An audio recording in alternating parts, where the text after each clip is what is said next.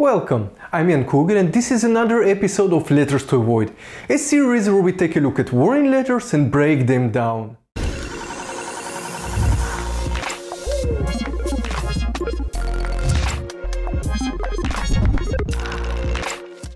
Today we will talk about a warning letter received by Jain Pharmaceuticals, I hope I pronounced it correctly.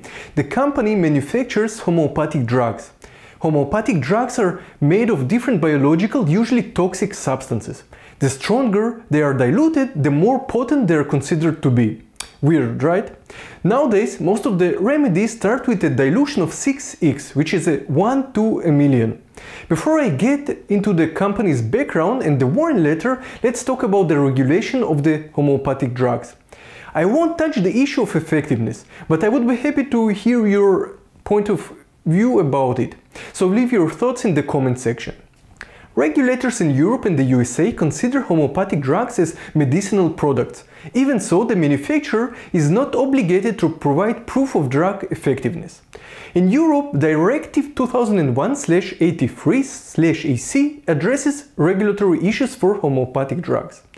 It requires all the member states to ensure the registration of homeopathic drugs. Yet, those drugs can go through a special, simplified registration procedure.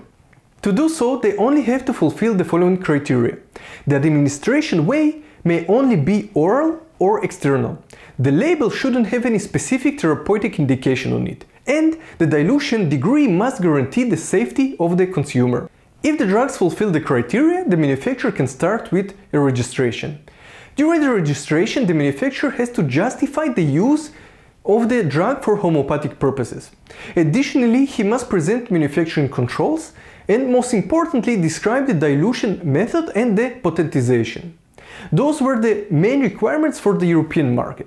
In addition, each European country may also have its own laws. In the USA, the situation is more complicated right now. They had a special compliance policy guide for homeopathic drugs. It was numbered 400.400 and it was valid since 1988. It made the distribution of homeopathic drugs very easy without the need for FDA approval, which led to many unregistered products in the US market. You may think, okay, whatever, homeopathic drugs are so diluted that they shouldn't have any toxic effects. Logical in theory, but who makes sure that the manufacturer always gets the dilution right? Through the years, FDA has received many complaints about problems with homeopathic drugs. In 2009, the FDA has received 130 reports about people losing their sense of smell. Turns out, they all used a homeopathic intranasal zinc product. In another example from 2016, the FDA has received 99 reports of adverse effects by infants.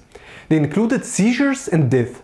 The source of the problem were homeopathic products which contained belladonna, also known as deadly nightshade for understandable reasons. Needless to say, the drugs contained a higher amount of belladonna than stated on the bottle.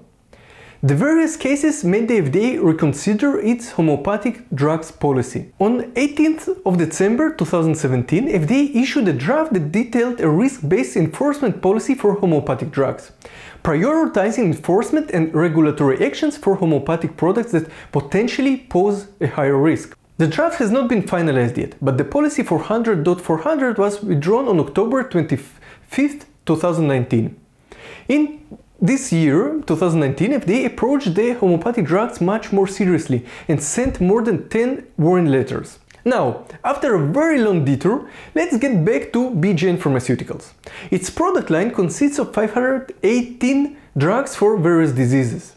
The company claims to have Canadian and Indian GMP certificates. It also declares that the plant was built with a GMP compliance in mind. Now let's see if the FDA sees eye to eye with Jain Pharmaceuticals. I will give you a small clue. It doesn't. The FDA has found several violations on the company's premises. First of all, the company failed to comply with the sanitation and pest control requirements. The FDA auditor has visited raw material storage and observed various flying insects, but not all were flying. The auditor observed a live moth floating in a raw material. The small fog didn't hinder the diligent workers from using the contaminated raw material for drug production. The poor moth. Additionally, the auditor has also found mold on the warehouse ceiling and contamination on vents in the production area. Another violation was concerning equipment and cleaning and maintenance. The requirement is as follows. Equipment and utensils shall be cleaned, maintained and sanitized and/or sterilized at appropriate intervals to prevent malfunction or contamination that would alter the safety, identity, strength, quality or purity of the drug product. What the FDA auditor has found on the company's premises was the opposite of that. The company produces an intermediate for drug production.